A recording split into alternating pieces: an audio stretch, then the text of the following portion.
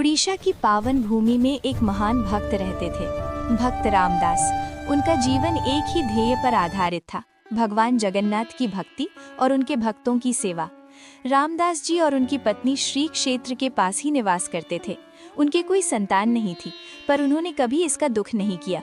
वे कहा करते थे, जब स्वयं प्रभु जगन्नाथ हमारे पालनहार हैं, तो हमें और क्या चाहिए। दोनों ने मिलकर एक नियम बनाया था, जो भी भगवान जगन्नाथ के दर्शन करने आए, कोई भी वैष्णव भूखा नहीं लौटेगा। जो भी धन, अन्न और सामर्थ्य उनके पास था, सब संत सेवा में अर्पित था। प्रतिदिन अनेक संत और दर्शनार्थी उनके घर भोजन करने आते। दाल, सब्जी, रोटी, खीर सब कुछ प्रेम से बनाया जाता। भोजन में स्वाद से अधिक भाव होता था और वही भाव संतों को तृप्त कर देता था। धीरे धीरे उनकी ख्याति दूर दूर तक फैल गई। लोग कहते, पुरी धाम जाओ तो रामदास जी के यहाँ अवश्य जाना, वहाँ प्रेम की प्रसादी मिलती है। समय बीतता गया, शरीर वृद्ध हो गया, हाथ कांपने लगे, आंखें धुंधली हो गई। अब पहले जैसा बल नहीं रहा। कभी रोटी जल जाती, कभी दाल अधिक पक जाती।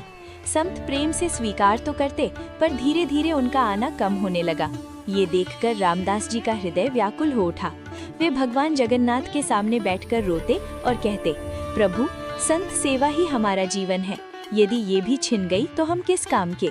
एक दिन उन्होंने घर के बाहर लिखवा दिया, संत सेवा के लिए सेवक चाहिए, जो सेवा भाव रखता हो भीतर आए। अगले ही दिन एक सुंदर तेजस्वी बालक आकर खड़ा हो गया। मुख पर अलौकिक आभा थी। उसने विनम्र स्वर में कहा, बाबूजी, आपने सेवक मांगा था, मैं सेवा करना चाहता हूँ। रामदास जी ने पूछा, तुम्हारा नाम क्या है? बालक मुस्कुराया, मेरा नाम अंतर्यामी है। नाम सुनकर दोनों चकित रह गए। बालक बोला, संतों की सेवा करना ही मेरा कार्य है। फिर उसने एक शर्त रखी, मैं संतों के लिए भोजन बनाऊंगा, पर मैं अपने हाथ का बनाया नहीं खाता। मेरे लिए भोजन आपको बनाना होगा, और चाहे मैं कितना भी खाऊं, मुझे टोकना मत।